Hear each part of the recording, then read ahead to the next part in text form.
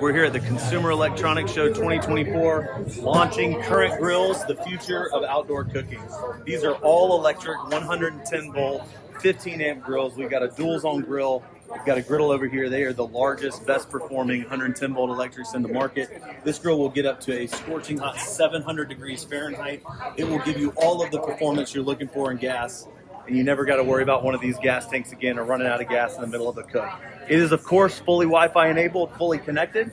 So I can show you over here, as I turn this on the nice little display panel we've got, I can move over to the iPad or over to a phone, and we can control everything from there. So as I go into this, you can do everything that you want. You can set temperatures, you can set timers, you can go into our meat probes and follow some guides. Like today I'm gonna do a ribeye, let's go medium rare. I'm gonna customize that, make it just a little bit more done. You can follow our extensive list of guided recipes where we give you step-by-step instructions on every part of it.